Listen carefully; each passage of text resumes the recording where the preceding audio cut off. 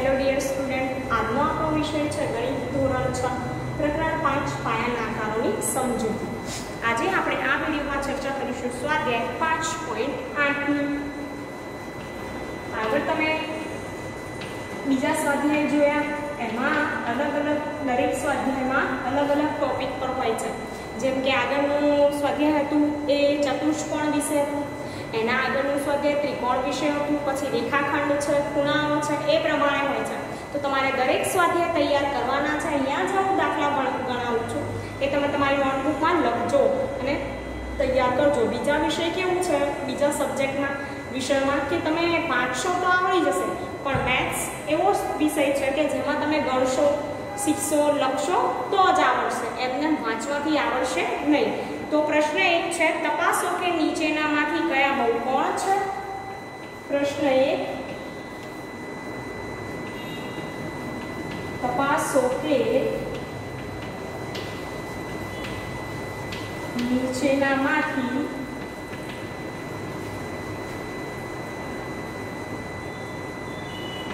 કયા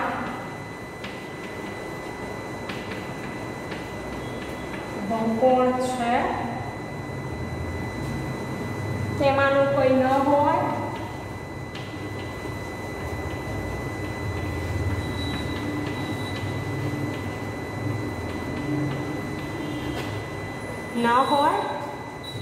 તો કહો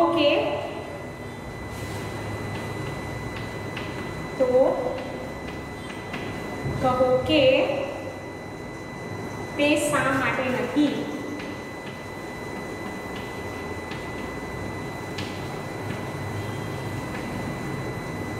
બરાબર. તપાસો કે નીચેનામાંથી કયા બહુકોણ છે, તેમાંનો કોઈ ન હોય તો કહો કે તે શા માટે નથી. હવે આ આકાર તમને આપેલા છે, તમે પાઠ્યપુસ્તકમાં જુઓ. A B C D 4 છે, રાઈટ? તો 4 એ 4 માં જુઓ. હવે પહેલી એ વિશે આપણે લખીશું કે અહીં આપેલી આકૃતિ એ ખુલ્લી આકૃતિ છે. બરાબર? તમે આકૃતિ જુઓ એ કેવી છે, ખુલ્લી છે.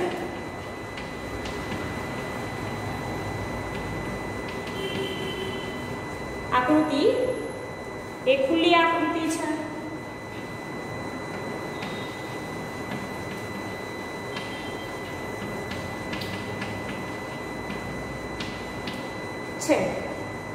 તેથી તે બહુકોણ નથી. બરાબર?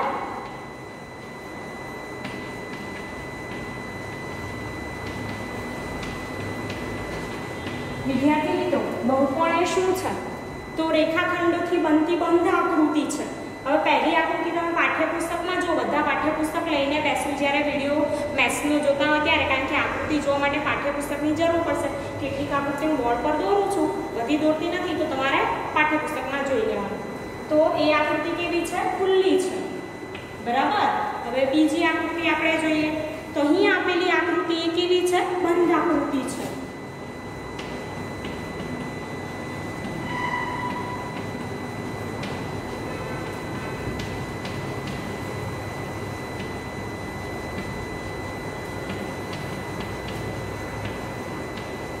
બંધ આકૃતિ છે, તેથી તે બહુકોણ છે.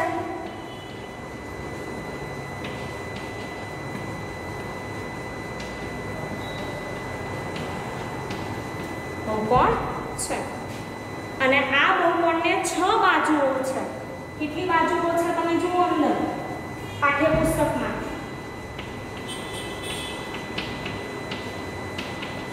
આ બહુકોણને 6 બાજુઓ છે. હવે 6 બાજુ હોય એવા બહુકોણને શું કહેવાય, ષટકોણ. બરાબર? તો તેને ષટકોણ પણ કહેવાય.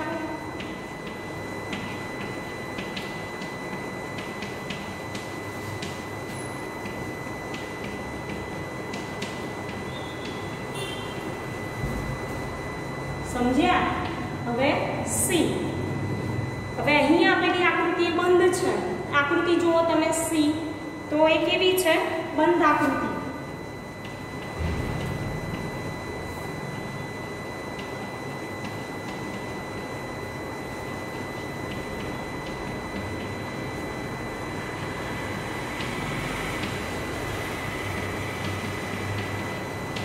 બંધ આકૃતિ છે।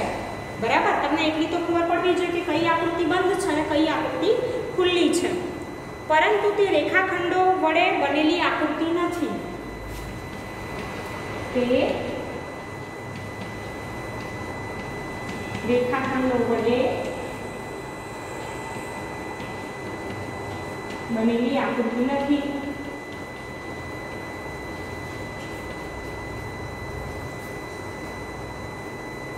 તેથી તેને બહુકોણ ન કહેવાય।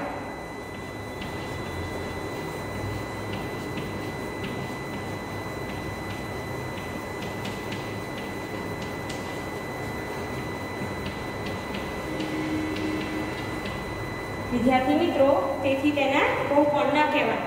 બહુકોણ એ રેખાખંડોથી બનેલી આકૃતિ છે, બરાબર, પણ જે રેખાખંડોથી ના બને તેને બહુકોણ ન કહેવાય। હવે ડી જોઈએ આપણે।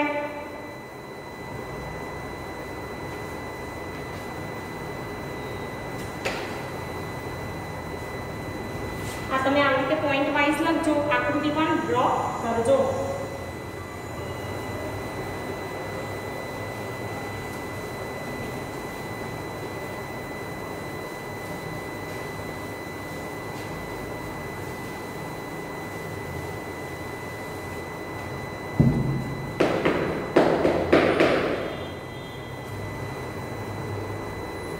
હવે ડી જોઈએ આપણે, બરાબર।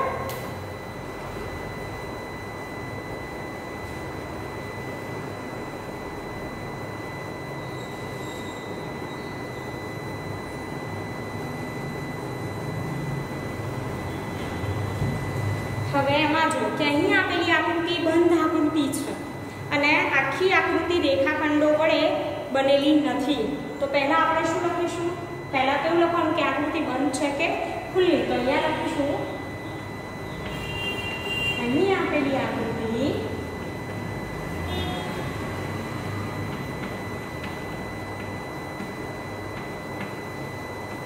બંધ આકૃતિ છે, બરાબર, પરંતુ આખી આકૃતિ રેખાખંડોથી બનેલી નથી।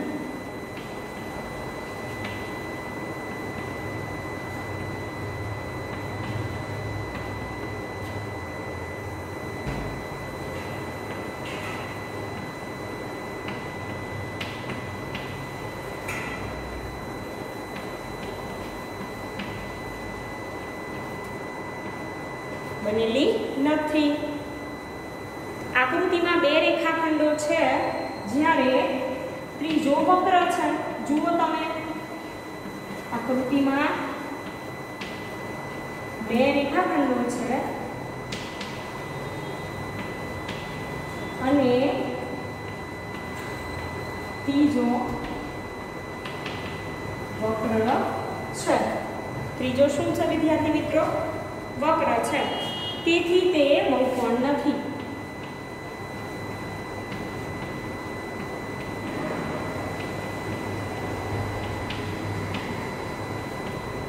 શું કહીશું આપણે?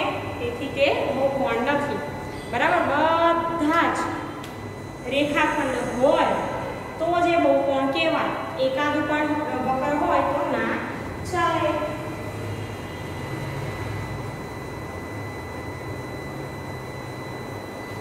તો તમને ખબર પડી કે કેવી રીતે આપણે બહુકોણ છે કે નહીં એ ચકાસી શકીએ। હવે આપણે જોઈશું પ્રશ્ન 2। તમારે સરસ મજાની આકૃતિ દોરી આવી રીતે સમજૂતી લખવાની છે। તમે વર્કશીટમાં પણ ગણતરી કરતા નથી, ડાયરેક્ટ જવાબ લખી દો છો, તો યાદ રાખજો કે ડાયરેક્ટ જવાબ લખશો, ગણતરી નહીં કરો તો માર્ક્સ મળશે નહીં। કોઈ પણ સૂચના હોય એને વાંચો, શું કહેવા માંગે છે એ પ્રમાણે ગણતરી કરો, અને એના માટે તમારે પ્રકરણ જોવાના છે મેથ્સના। ડાયરેક્ટ લખી દેવાનું નથી, રીત જુઓ પછી લખો।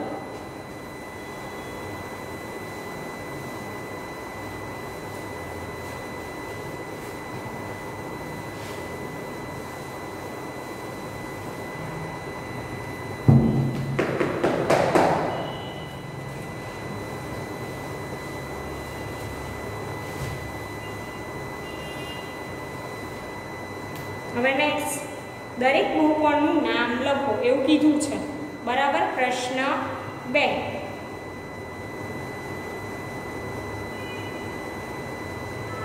દરેક બહુકોણનું નામ લખો અને આ દરેકના વધુ 2 ઉદાહરણ આપો એવું છે.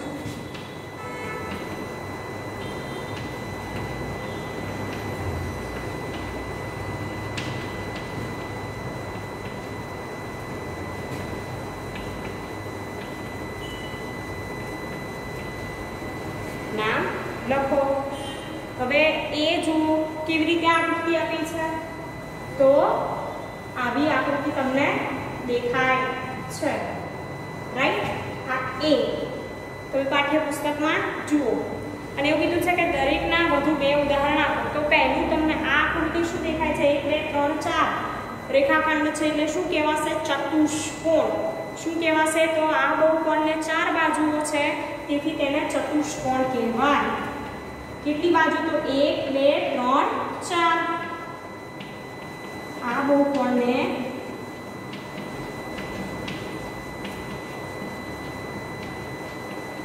4 બાજુ છે તેથી તેને ચતુષ્કોણ કહેવાય.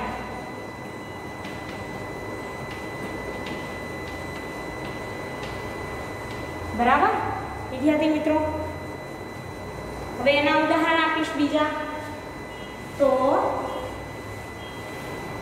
આ મેં 4 બાજુ વાળો શું દોર્યો? ચતુષ્કોણ.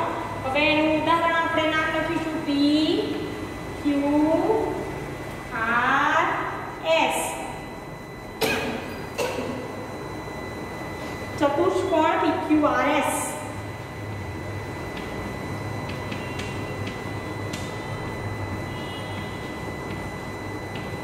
અને આવી રીતે પણ લખી શકાય. ઓકે. ચતુષ્કોણ PQRS. હજુ એક આપણે બીજો ડ્રો દોરીએ. ઉદાહરણ 1. હજુ બીજું એક ઉદાહરણ દો. નોટબુકમાં ડ્રો કરજો.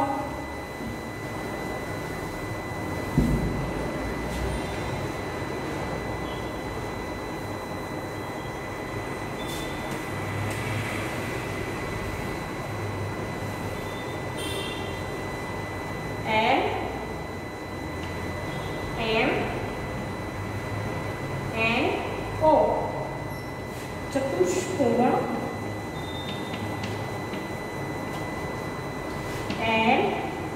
LMNO અથવા તો LMNO. બરાબર. આવી રીતે પણ તમે લખી શકો. હવે બીજું જોઈએ આપણે. બીજી આકૃતિ જુઓ. એમાં તમને કેવી દેખાય છે?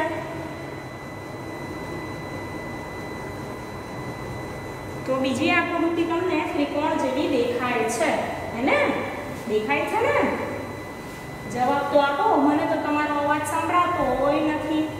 તો તમે કહેશો કે મેમ તમે તો વિડીયોમાં છો અને અમે ઘરે, તો કેવી રીતે સંભળાય? પણ ઘરે આજુબાજુવાળાને તો સંભળાય કે નહીં? તમે ભણવા બેઠા હોવ તો અને તમે અવાજ કરીને બોલો કે હા, તો બાજુવાળા આજુબાજુ મમ્મી પપ્પા કે બીજા બેઠા એમને ખબર પડે કે તમને વિડીયોમાં ખબર પડે છે અને તમે ભણી રહ્યા છો. ઓકે. હવે બીજી આકૃતિ છે શેની છે? ત્રિકોણની. તો આ બહુકોણને કેટલી બાજુઓ છે વિદ્યાર્થી મિત્રો? 3 બાજુ. આ બહુકોણને 3 બાજુઓ છે.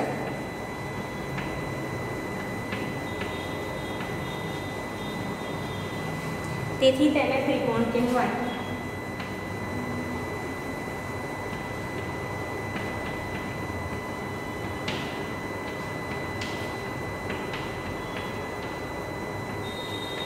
બરાબર. તેથી તેને ત્રિકોણ કહેવાય. હવે આપણે બીજા ઉદાહરણ લખીશું.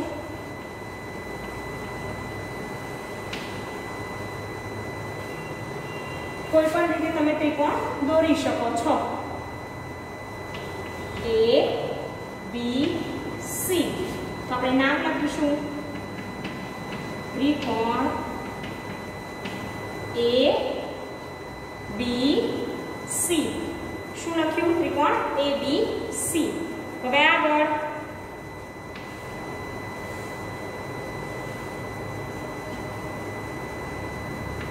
X Y Z. આ બીજો ત્રિકોણ છે,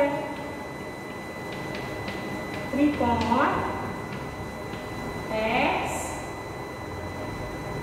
y z, બરાબર, જોયું ને, x y z. હવે આમાં તમે આવી રીતે નિશાની કરીને પણ લખી શકો, ABC અને x y z, બરાબર. તો આવી રીતે ડ્રો કરવાનું છે. હવે પ્રશ્ન 3 જોઈએ આપણે. તો પ્રશ્ન 2 માં તમારે આવી રીતે લખી અને તૈયાર કરવું.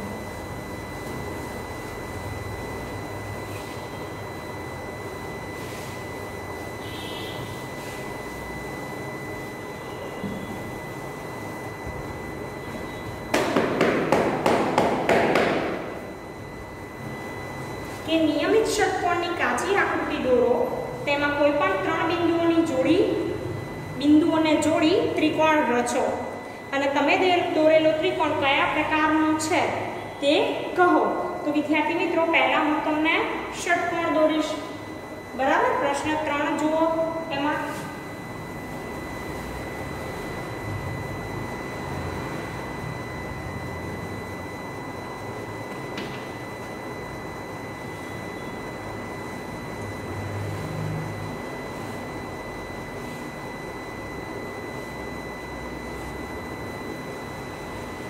આ શું દોરાઈ ગયું? ષટકોણ. 1 2 3 4 5 6 7 8 અને 8 બાજુ થઈ ગઈ વિદ્યાર્થી મિત્રો. 8 નથી કરવાની, કેટલી કરવાની છે આપણે? 6 કરવાની. ને તો અષ્ટકોણ દોરી નાખ્યો. હા, અષ્ટકોણની આપણે ષટકોણ દોરવાનો છે, બરાબર.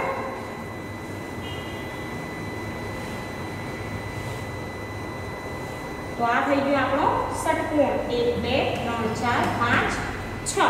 હવે એવું કીધું છે, પહેલા તો આપણે નામ આપી દઈએ, A B C D E F, ABCD E F. હવે એમાં આ નિયમિત ષટકોણ બતાવ્યો છે. આ પણ શું છે? ષટકોણ. એમાં એવું કીધું છે કે કોઈ પણ 3 બિંદુઓને જોડી ત્રિકોણ બનાવો. તો આપણે 3 બિંદુઓ AC અને E એને જોડી ત્રિકોણ બનાવી દીધો, બરાબર. આ નિયમિત ષટકોણ છે, બરાબર.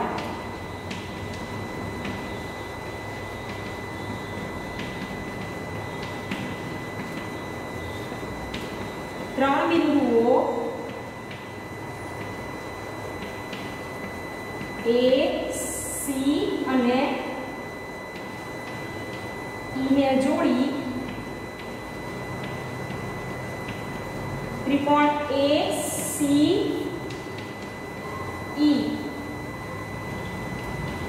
બનાવ્યો.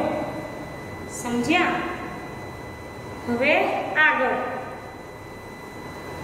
આ બાજુઓ AC, CE અને EA, AC, CE, EA ત્રણ બાજુ છે.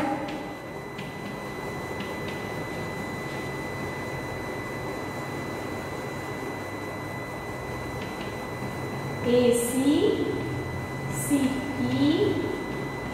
EA ત્રણ બાજુ થઈ. તમે જુઓ અંદર એમાં તા કેવી મળે છે? સરખી મળે. આ અને આ કેવી હોય? સરખી, સરખું માપ. તેથી જો ત્રણ બાજુઓનું માપ સરખું હોય તો તેવા ત્રિકોણને કેવો કહેવાય? સમબાજુ ત્રિકોણ. તેથી ત્રિકોણ ACE એ સમબાજુ ત્રિકોણ છે.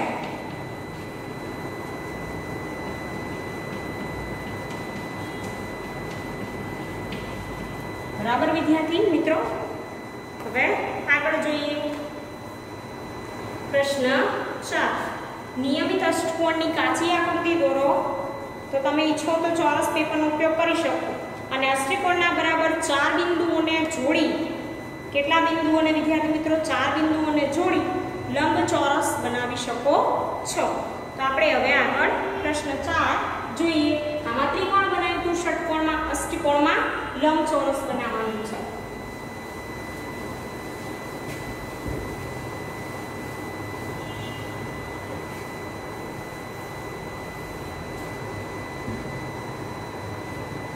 प्रश्न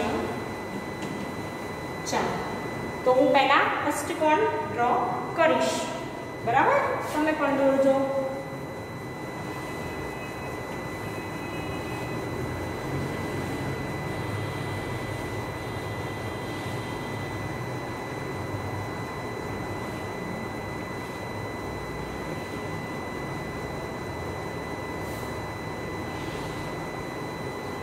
आ थई गयो आपणो अष्टकोण। 8 बाजू देखाय छे, 1 2 3 4 5 6 7 ने 8 बाजू। हवे आपणे આગળ જોઈએ। એમાં આપણે શું કરીએ? નામ આપીએ। A B C A B C D E F G H નામ આપીએ આપણે એને 8 બાજુઓના। હવે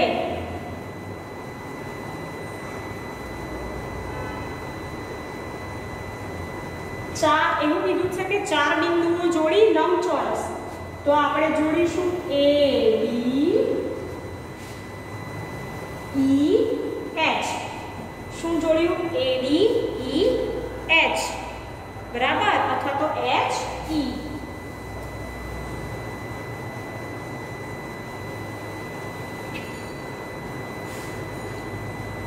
આપણે લખીશું નિયમિત અષ્ટકોણ છે।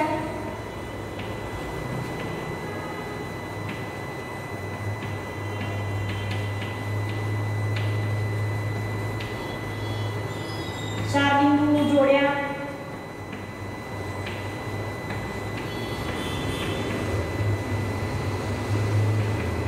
AB અને HE બને, AD અને HE રેખાખંડ બને। હવે આ રીતે લંબચોરસ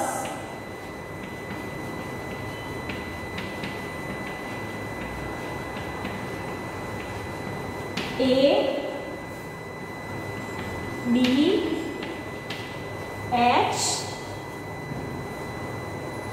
E H મળે છે, બરાબર? કે A D E H થઈ ગયું ને? અહીંયાથી તમે જુઓ તો A D E H લંબચોરસ થઈ ગયો। હા, હવે આગળ જોઈએ। બીજા બિંદુઓ જોડીએ તો બિંદુ BG અને CL, બરાબર? બિંદુ BG જોડીએ, BG જોડતા બીજી રેખાખંડ C અને F જોડતા C F રેખાખંડ મળે, રાઈટ? BG C F, તો આ પણ એક શું બન્યો? લંબચોરસ।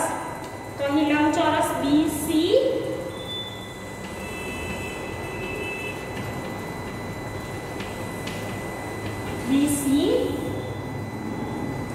F G મળે, બરાબર વિદ્યાર્થી મિત્રો? BC F G બની ગયો એક લંબચોરસ। હવે આગળ જોઈએ આપણે પ્રશ્ન 5।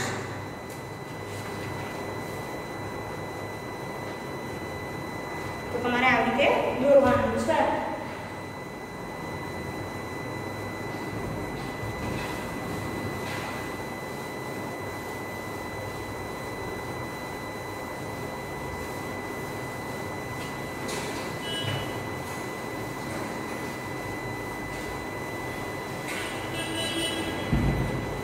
પ્રશ્ન 5 એવું કીધું છે કે વિકર્ણ એક એવો રેખાખંડ છે જે બહુકોણના કોઈ પણ બે બિંદુઓને જોડે છે અને તે બહુકોણની કોઈ જ બાજુ નથી। પંચકોણની એક કાચી આકૃતિ દોરી અને તેના વિકર્ણો દોરો.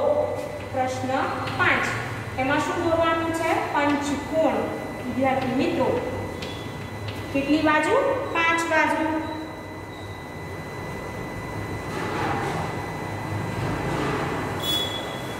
તો 1 2 3 4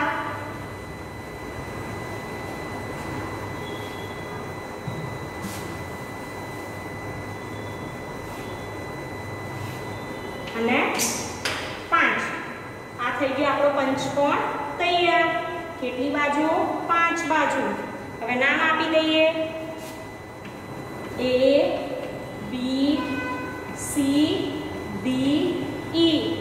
બરાબર. હવે સામ સામે વિકર્ણો જોડી દઈએ આપણે. બરાબર.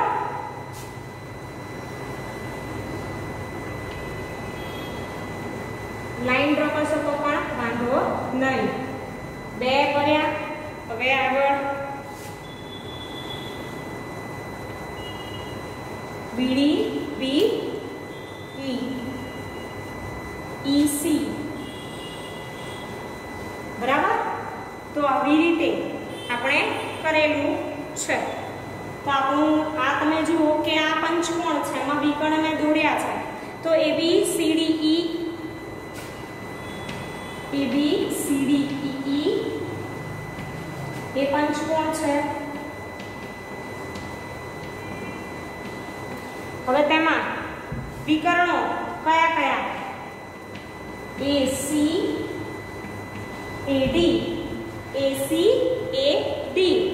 ત્યારબાદ BD BE.